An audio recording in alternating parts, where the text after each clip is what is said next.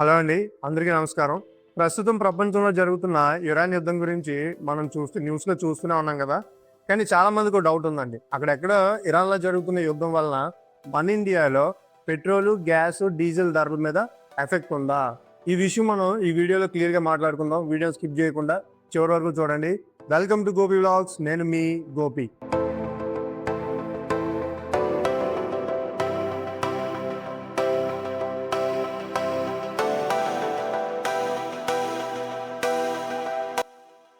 ఇక first of all యుద్ధం ఎక్కడ జరుగుతుంది? ప్రజెంట్ మిడిల్ ఈస్ట్ ప్రాంతంలో జరుగుతుందండి. అక్కడ పరిస్థితులు అయితే చాలా టెన్షన్గా ఉన్నాయి. ఇరాన్ ప్రాంతం మన ప్రపంచానికి చాలా ముఖ్యమైన ప్రాంతం అనమాట. ఎందుకంటే ప్రపంచానికి వెళ్ళి చాలా ఆయిల్ సరఫరా ఇరాన్ నుంచే మనకు వస్తుంది అనమాట.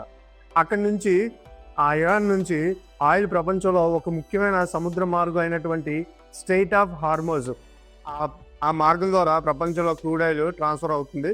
ఆల్మోస్ట్ 20% ఆఫ్ క్రూడ్ ఆయిల్ ఆ మార్గం నుంచే మనకి ప్రపంచం మొత్తానికి ట్రాన్స్ఫర్ అవుతుందన్నమాట.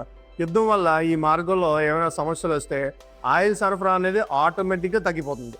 సో దీనివల్ల అన్ని దేశాల మీద ఆ ఎఫెక్ట్ అయితే ఉంటుందన్నమాట. ఇంతకీ దీనివల్ల ఇండియా మీద ప్రభావం ఉందా, ఆ ఎఫెక్ట్ ఉందా చూస్తే దీనికి ఆన్సర్ ఎస్ అనే మనం మాట్లాడుకోవాలి. ఎందుకంటే ఇండియాలో ఉపయోగించే క్రూడ్ ఆయిల్లో దాదాపు 85% ఆఫ్ క్రూడ్ ఆయిల్ మనం వేరే దేశాల నుంచి తెప్పించుకుంటున్నది.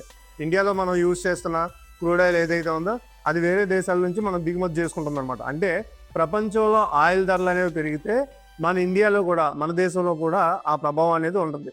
దాంతో పెట్రోలు, డీజిల్, గ్యాసు, ఈ సిలిండర్ ధరలన్నీ కూడా పెరగచ్చు అనమాట.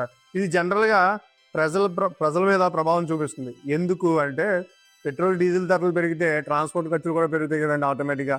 ఈ ట్రాన్స్పోర్ట్ ఖర్చులు పెరగడం వల్ల కూరగాయలు, ఆహార పదార్థాలు, రోజువారీ వస్తువులు ఇవన్నీ కొంచెం ఖరీదయ్యే ఛాన్సెస్ ఉన్నాయన్నమాట.